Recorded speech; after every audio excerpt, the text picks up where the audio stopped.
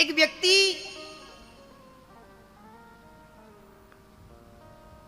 नदी के किनारे गया और जाकर के आत्महत्या करने के लिए, उसमें कूदने के लिए तैयारी करने लगा कि मैं कूदता हूं बहुत जोर की। तो एक साधु पास में जाकर के तपस्या कर रहा था। साधु ने आंखें खोली, देखा कि कोई व्यक्ति है जो कूदने का प्रयास कर रहा है, बार बार आगे तक जाता है लेकिन पीछे तक लौट ही आता है। तो साधु गया, साधु ने जाकर के पूछा, भैया तुम ये क्या कर रहे हो? तो उसने कहा कि महाराज मैं अपने जीवन से बड़ा दुखी हूं।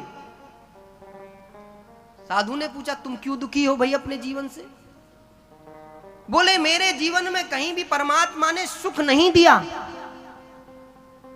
इसलिए मैं अपने इस जीवन को नष्ट करना चाहता हूं। तो उससे पूछा व्यक्ति से, क्या नहीं दिया परमात्मा ने ऐसा जिसके कारण से तुम अपना जीवन पूरा समाप्त करना चाहते हो भाई? ऐसा क्या नहीं दिया? बोले, मैंने पूरा अपना जीवन देखा, मैं गरीब घर में पैदा हुआ, मेरे माता पिता ने बड़ी मुश्किल से मुझे पढ़ाया लिखाया, मेरे विवाह हुआ तो मेरी पत्नी मेरे को ताना मारती है कि तुम अपनी लाइफ में, अपनी जिंदगी में कुछ कर नहीं पाए, तो इसलिए मैं इस तनावग्रस्त जीवन को खत्म करना चाहता हूं। गुस्से में था। तो साधु जी बोले, अच्छा देखो, मरना तो ठीक है, तुम्हारी समस्याएं भी ज्यादा हैं, आत्महत्या भी तुम कर लेना, लेकिन आज नहीं करना, कल कर लेना। बोले, क्यों? बोले, आज आत्महत्या का मुहूर्त सही नहीं है। साधु ने इस प्रकार से कह करके जैसे तैसे मना करके उस व्यक्ति को भेज दिया घर। घर वापस आ गए बाबूजी, मन में सोच रहे हैं अब तो, बोले कल मुहूर्त ठीक होगा तो कल के मुहूर्त में आत्महत्या करूंगा। अब इतने में ही साधु ने एक योजना बनाई, व्यक्ति के जीवन में साधु किस प्रकार से परिवर्तन लाता है, आप इस बात को ध्यान से देखना। तो साधु ने पूरे गांव में ढिंडोरा पिटवा दिया कि यह व्यक्ति कल आत्महत्या करेगा, इससे जो तुम आज ले सकते हो वो आज ले लो। अब अधिकतर जो लोग बीमार थे उन्होंने अपना दिमाग लगाया, जो डॉक्टर टाइप के लेवल के लोग थे, बोले कि भाई मर तो रहा ही है कल, एक काम करते, देख लेते, थोड़ी डीलिंग हो जाए तो बॉडी के पार्ट्स वार्ट्स मिल जाएंगे तो सस्ते में मिल सकते, कल तो ये मरने वाला है, मरने के बाद में कोई बॉडी का पार्ट नहीं मिलने वाला। तो गए, जिसका भैया बीमार था उसके हिसाब से लोग पहुंचे। एक व्यक्ति पहुंचा घर पर, बोले, भैया हमने सुना है कल तुम मरने वाले हो। बोले, हाँ। बोले, फिर तुम्हारे तो कोई शरीर काम का है नहीं, एक काम करो, आप 20 लाख रुपए ले लो, आप अपनी आंख हमें दे दो, हमारे बच्चे के काम आएंगी। तो व्यक्ति बोलता है, सोच के बताऊंगा। थोड़ी देर बाद में फिर एक व्यक्ति आया, बोला, भैया एक काम कर दोगे? बोले, क्या? बोले, मैंने सुना है ढिंडोरा पिटा था कि कल तुम मरने वाले हो, और किसी ने कहा था जो तुमसे ले सको तो वो ले लो। बोले, हाँ। बोले, भैया मेरे बालक की किडनी नहीं है, एक किडनी दे दो, 40-50 लाख रुपए ले लेना। वो सोच के बोला, कल बताऊंगा। फिर से एक व्यक्ति पहुंचा, बोले, महाराज मैं तुम्हारा पूरा शरीर लेना चाहता हूं, मैं इस शरीर के आपको 50 करोड़ रुपए दूंगा। कितने? 50 करोड़। अब वो व्यक्ति जब यही बात रात्रि में होते होते हो गई तो 50 करोड़ से भी अत्यधिक कीमत में उसके शरीर को खरीदने वाले लोग खड़े हो गए, और वो कीमत कम से कम हजारों करोड़ तक उस शरीर को खरीदने के लिए लोग उसके घर के आगे खड़े हो गए महाराज।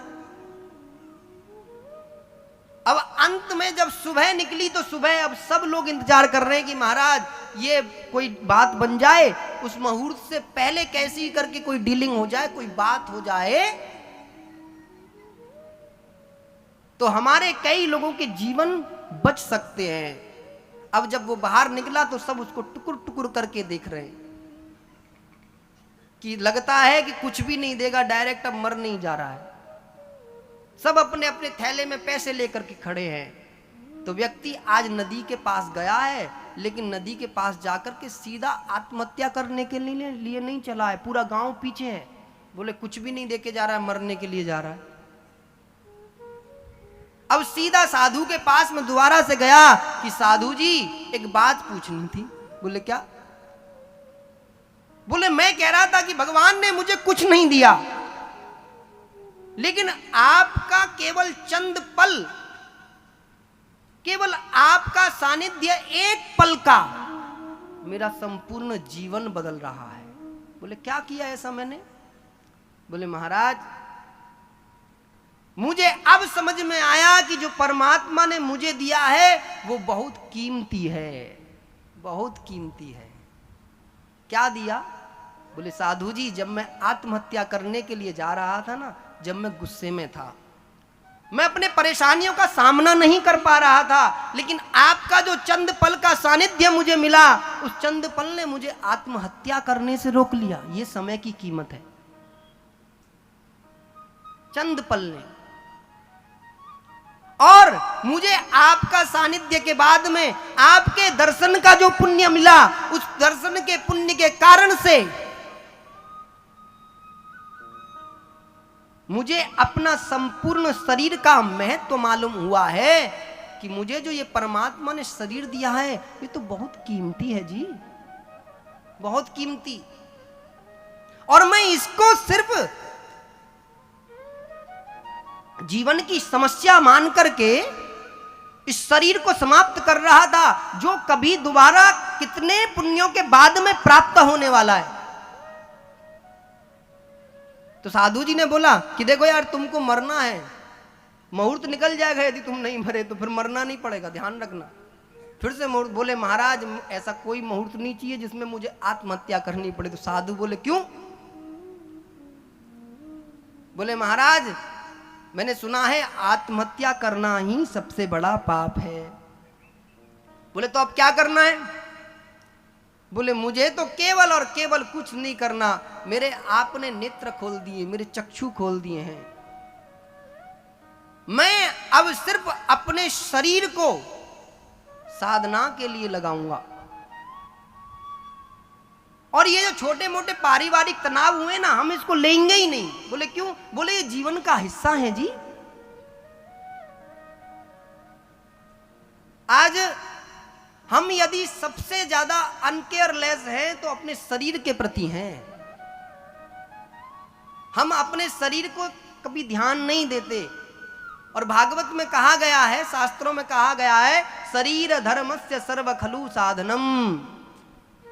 शरीर हर चीज को प्राप्त करने का माध्यम है। यहां तक कि परमात्मा को भी यदि प्राप्त करना है तो इसी शरीर से किया जा सकता है।